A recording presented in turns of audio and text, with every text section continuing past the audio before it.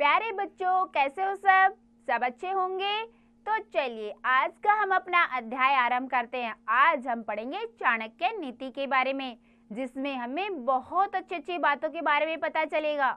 तो सब बच्चे उसको ध्यान से पढ़कर समझेंगे। तो चलिए बेटा, हम चाणक्य नीति के श्लोक पढ़ते हैं। चाणक्य नीति है, चाणक्य नीति देखिए, गते शेको न कर्तव्य भविष्यम नेवम चिंतेत वर्तमानेन कालेन परिवर्तन्ते विचक्षणा। गते शोको न कर्तव्य, जो चला गया है, ठीक है, जो चला गया है, हमें छोड़ के जो जा चुका है, उसका शोक नहीं करना चाहिए, उसका दुख नहीं करना चाहिए। न ही भविष्य के बारे में सोचना चाहिए कि हमारा भविष्य कैसा होगा, इसके बारे में भी हमें नहीं सोचना चाहिए। बुद्धिमान लोग वर्तमान समय में ही अपना व्यवहार करते हैं, यानी कि जो बुद्धिमान लोग होते हैं वो क्या, अपना वर्तमान में ही अपना अच्छा व्यवहार रखते हैं, अर्थात भूत भविष्य की चिंता न करके वर्तमान में ही जीते हैं। वो जो बुद्धिमान लोग होते हैं वो क्या करते हैं, उनको भविष्य की कोई चिंता नहीं होती कि हमारे भविष्य में हमें क्या करना है, बल्कि उनको अपने वर्तमान की चिंता है कि हम वर्तमान में कैसा काम कर रहे हैं। क्यों, वर्तमान में अगर अच्छा हम काम करेंगे तो उसका फल हमें अच्छा ही मिलेगा, ठीक है। तो जो बुद्धिमान लोग होते हैं वो क्या करते हैं, वर्तमान समय में ही अपना काम अच्छे से करते हैं। तो क्या है उसका, कि जो चला गया है उसका दुख नहीं करना चाहिए, न ही भविष्य के विषय में सोचना चाहिए, क्योंकि जो बुद्धिमान लोग होते हैं वर्तमान समय में ही अपना व्यवहार करते हैं, वे भूत भविष्य की चिंता नहीं करते, वो केवल वर्तमान में ही जीते हैं। आगे, उद्योगे नास्ति दारिद्र्यम जब तो नास्ति पातकम मोने च कलहो नयस्ति नयस्ति जागृते भयम। उद्योगे नास्ति दारिद्र्यम, उद्योगे मतलब परिश्रम, परिश्रम करने पर दरिद्रता नहीं होती। अगर आप मेहनत कर रहे हो तो उससे कोई दरिद्रता नहीं होगी कि आप गरीब हो जाओगे। मेहनत आप जितना कर सकते हैं उतनी ही करनी चाहिए।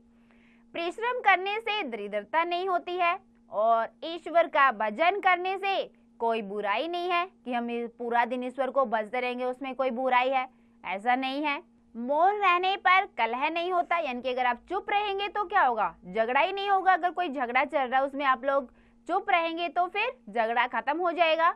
आगे है, जागते रहने से अर्थात चौकन्ना रहने पर, अगर आप चौकन्ना रहोगे तो चोर आदि का भय नहीं रहेगा। चोर क्या है, आ नहीं पाएंगे, क्योंकि आप क्या है, चौकन्ना उस चीज के बारे में जागे हुए आप, ठीक है। तो क्या हुआ, इसमें क्या मतलब हुआ कि परिश्रम करने पर दरिद्रता नहीं होती है, और ईश्वर का भजन करने पर बुराई नहीं होती है, और मौन रहने पर झगड़ा नहीं होता। और अगर आप चौकन्ना रहेंगे तो फिर आपके घर में या कहीं भी चोर नहीं आ सकते हैं। तो अगला है बेटा हमारा, देखिए, कामधेनु गुणहा विद्या है काले फलदायिनी परवासे मात्र सदृशी विद्या गुप्तम धनम समृतम।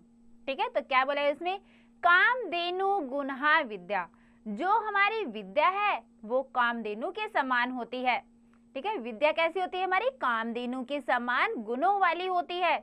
बहुत गुण होते हैं उसमें, अगर हमें विद्या हम ध्यान पूर्वक पढ़ेंगे, जो समय बीतने पर फल प्रदान करने वाली होती है। ठीक है, विद्या हमने सीखी तो सीखी क्या, ये तो है नहीं कि वो हमारे पास से चली जाएगी। जैसे जैसे समय बीतता जाएगा हमें उसका फल वैसे ही वैसे मिलता रहेगा।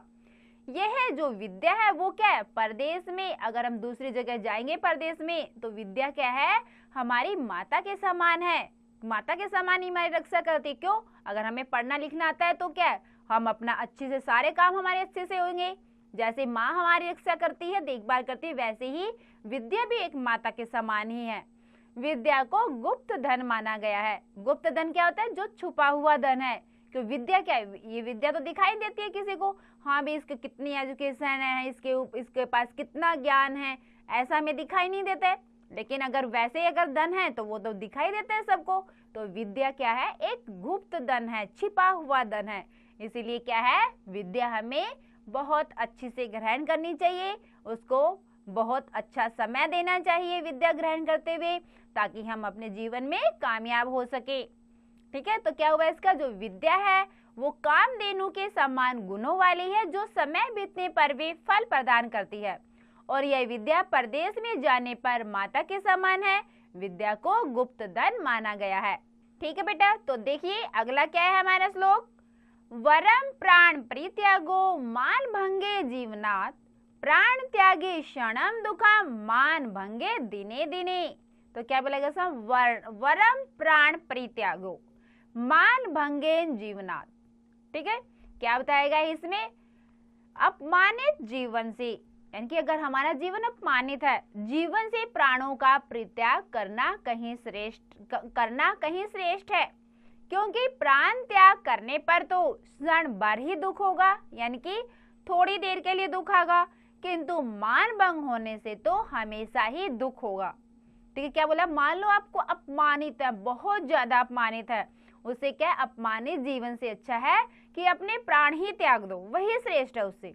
क्यों, क्योंकि आपके अपमानित आप इतना हो गए हो कि कहीं आप जाओगे तो हर कोई आपके बारे में ही बोलेगा। ठीक है, अगर आपने कोई गलत काम किया है तो, ठीक है, तो क्या बताएगा कि अपमानित जीवन से तो प्राणों का परित्याग करना, यानी कि प्राण छोड़ देना ही श्रेष्ठ है, क्योंकि प्राण त्यागने पर अगर हम अपने प्राण दे रहे हैं उसमें क्या, थोड़ी देर के लिए दुख होगा, लेकिन अगर हम अपमानित जीवन जी रहे हैं उसमें क्या, नित्य, यानी कि हर रोज दुख होगा हमें। ठीक है, तो उससे क्या है, अच्छा है कि हम अपने प्राण ही त्याग दें। ठीक है बेटा, आया सबको समझ में। अगला देखिए क्या है हमारा, दूरस्थो अपि न दूरस्थो यो यस्य मनसे स्थितः, यो यस्य हृदये अस्ति समीपस्थो अपि दूरतः।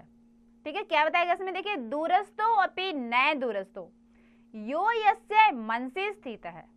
क्या बोला गया इसमें, दूरस्थो, दूरस्थो मतलब कि जो मन में रहता है वह दूर होकर भी दूर नहीं है।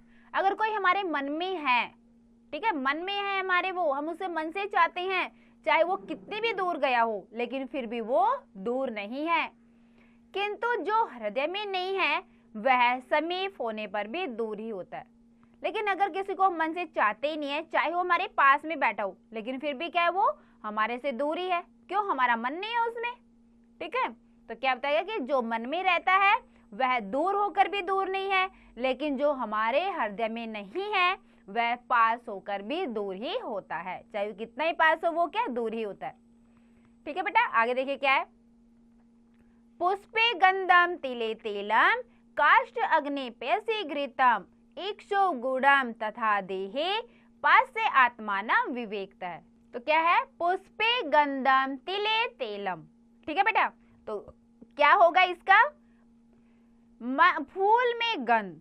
ठीक है, फूलों में क्या गंध होती है, खुशबू होती है फूलों में गंध, तिल में तेल, तिल जो होते हैं उसमें क्या होता है, तेल होता है, लकड़ी में अग्नि, जो लकड़ी होती है वो अग्नि, दूध में घी होता है, गन्ने में गुड़, और शरीर में स्वयं को विवेकपूर्ण देखो।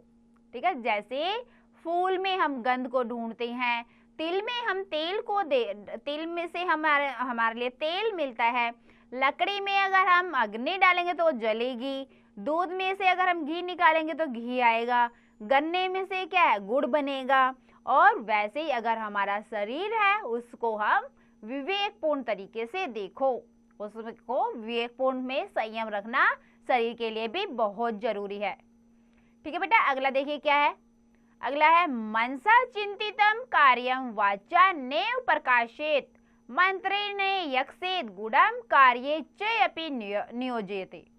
मनसा चिंतितम कार्यम, ठीक है, मनसा यानी कि मन में, ठीक है, जो मन में सोचा हुआ जो कार्य है, ठीक है, अगर मन में सोचे हुए कार्य को वाणी से प्रकट नहीं करना चाहिए। जो अपने मन में सोच रहा है कि मुझे एक कार्य करना है तो उसको बोलकर प्रकट नहीं करना चाहिए, बोलना नहीं चाहिए उसको, अर्थात किसी के सामने नहीं कहना चाहिए, किसी के सामने नहीं कहना चाहिए कि हाँ मैं ये काम कर रहा हूँ, मुझे ये काम करना है, ये काम करूंगा मैं, ऐसा वो प्रकट नहीं करना चाहिए।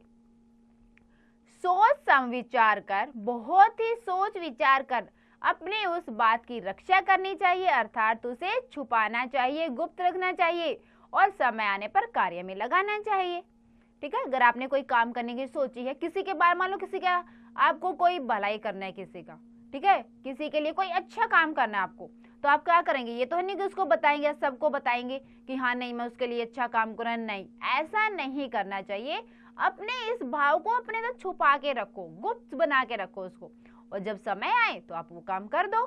तो उससे क्या है, आपको बहुत अच्छा लगेगा और दूसरों को भी अच्छा लगेगा। अगर पहले बता दो तो सबको पता हाँ इसने सोचा था, लेकिन अगर आपने जो अपना काम जो गुप्त बना के रखा वो सबको बाद में पता चला जब आपने किया, ठीक है, तो क्या है वो सबको बहुत पसंद आएगा।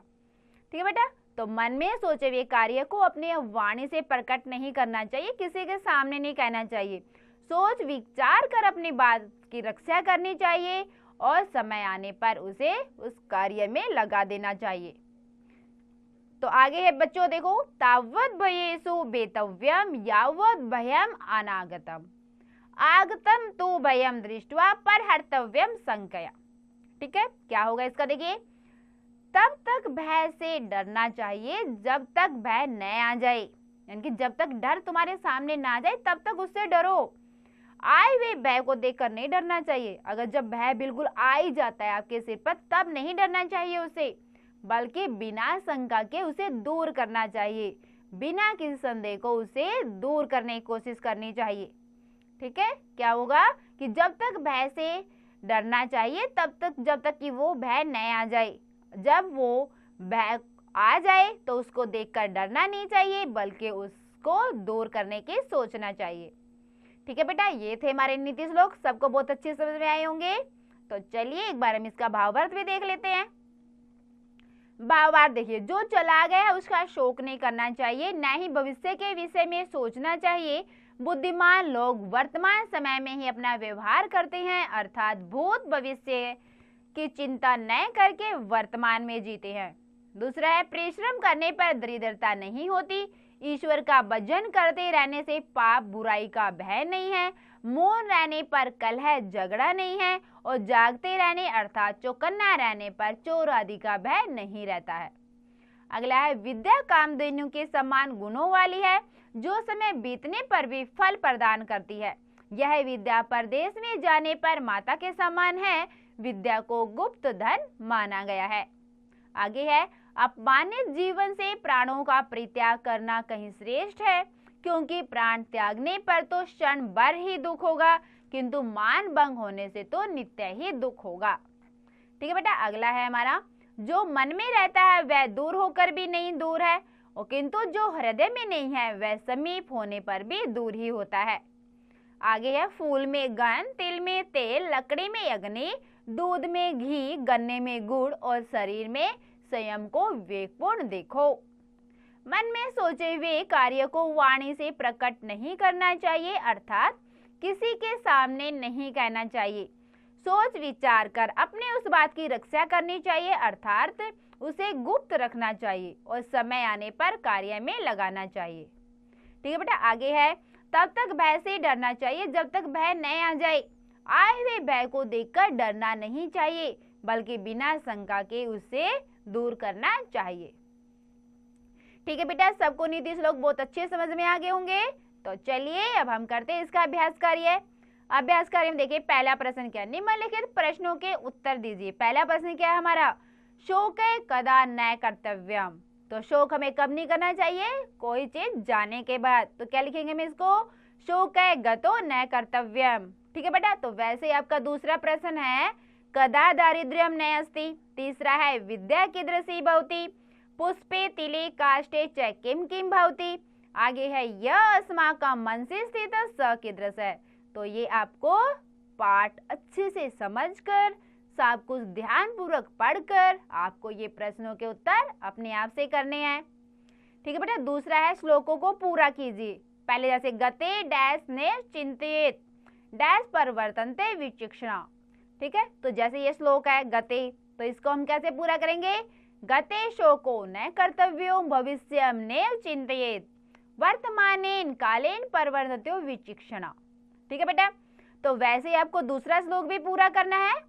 दूसरा श्लोक है जैसे डैश जीवनाथ डैश दिने दिने, तो आप ये श्लोक खुद से पूरा करेंगे।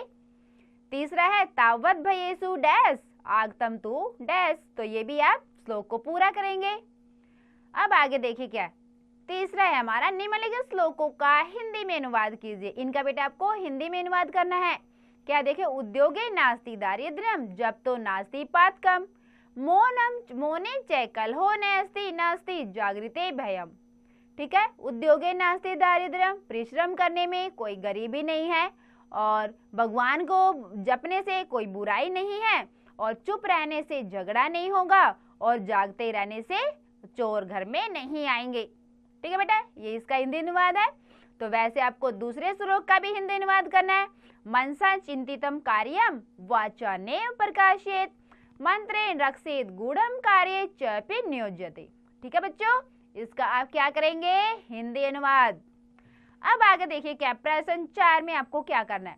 निम्नलिखित वाक्यों का संस्कृत में अनुवाद कीजिए। संस्कृत में अनुवाद करना है आपको। जैसे पहला है, परिश्रम करने पर दरिद्रता नहीं आती, तो क्या लिखेंगे हम, परिश्रमणे दरिद्रता नास्ति। ठीक है बेटा। वैसे दूसरा है, विद्या कामधेनु के समान गुणों वाली है। तीसरा है, विद्या को गुप्त धन माना गया है। फिर है, भय को देखकर डरना नहीं चाहिए। ठीक है बेटा, तो इनका आपको क्या करना है, संस्कृत में अनुवाद करेंगे बच्चे। अब आगे देखिए, निम्नलिखित शब्दों का अर्थ लिखो। इन शब्दों का आपको अर्थ लिखना है। जैसे है काले, इसका क्या होगा, बीता हुआ समय। तो वैसे आपको विवेक है, कर्तव्य है, वाचा, परवासे, विचिक्षणा, गूढ़म, जागृते, पयसी, इन सब का आपको क्या करोगे, आप अर्थ लिखेंगे।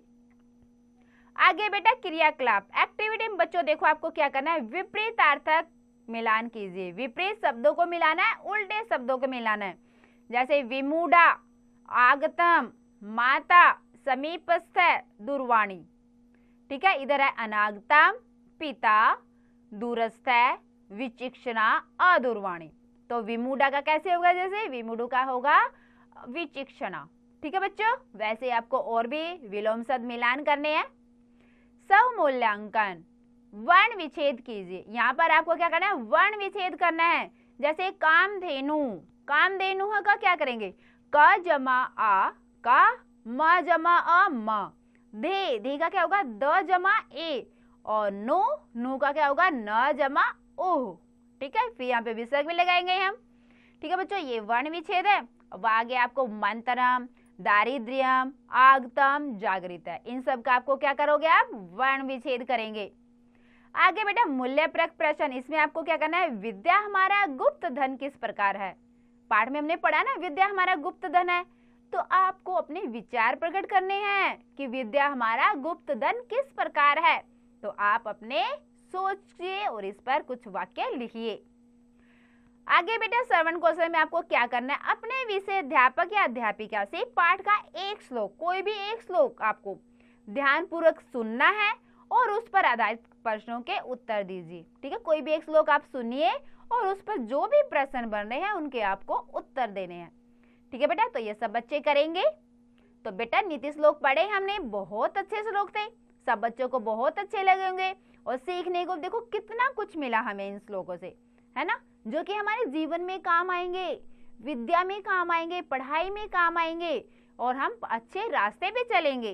तो बच्चों आप इन श्लोकों को बिल्कुल अच्छे से ध्यान से पढ़िए, समझिए, और इसका एक बार और अभ्यास अवश्य कीजिए।